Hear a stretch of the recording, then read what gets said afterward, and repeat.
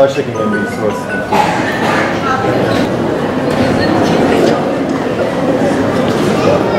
Hoş geldiniz. Şikayetiniz neydi? Hocam yakını göremiyorum. Kitap okurken sorun yaşıyorum. Yakında. Uzakta sorun var mı? Uzağa da bir bakalım. Şunların hepsini görüyorsunuz değil mi? Evet. En alttakileri söyleyin. C, E, C, O, E.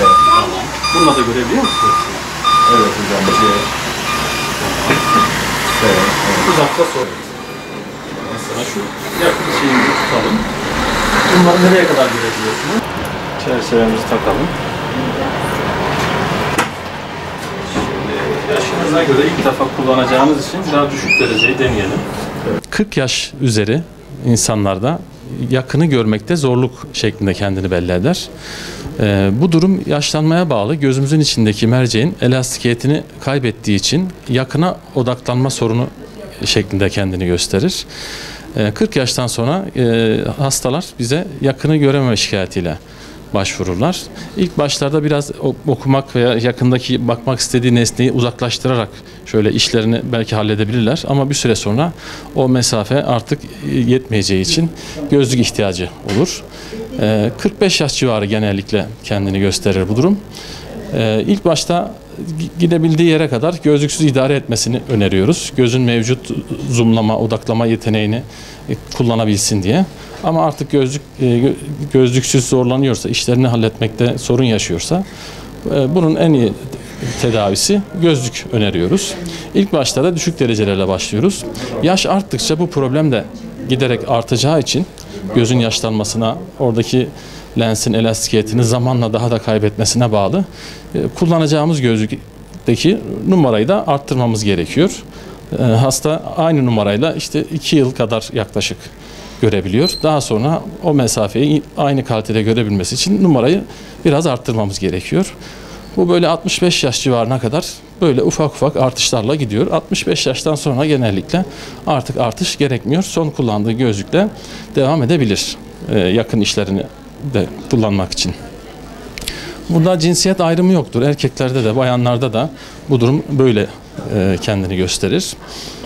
Bazı hastalıklar da bunu etkileyebilir. Mesela diyabet hastalarında özellikle şekerlerinde dalgalanma olduğu zamanlarda yakın görmede sorun yaşayabilirler.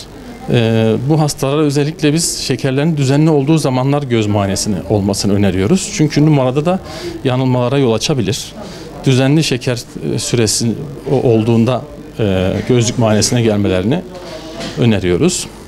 Tedavi olarak en güvenli tedavisi yakın gözlük kullanmak.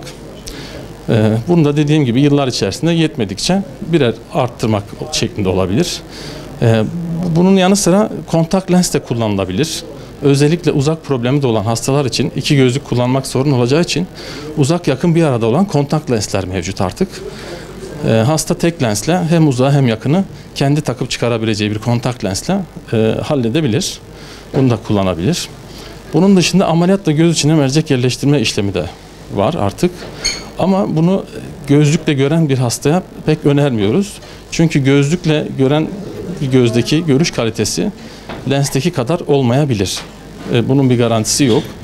Ancak hastada katarak gelişmiş, gözün içindeki mercek puslanmış, görüntü kalitesi oldukça bozulmuşsa bunu zaten mecburen katarak ameliyatı olması lazım. Bu ameliyatta zaten gözün içerisindeki puslanmış merceği çıkarıp yerine yenisini koyuyoruz. Bu mercek koyulurken işte halk arasında akıllı lens, akıllı mercek ya da işte çok odaklı mercek diye bilinen mercekler riskleri de anlatılarak hastaya yerleştirilebilir. Bu da cerrahi bir tedavi seçeneğidir. Ama dediğimiz gibi gözlükten kurtulma işlemi gibi görmemek lazım bunu.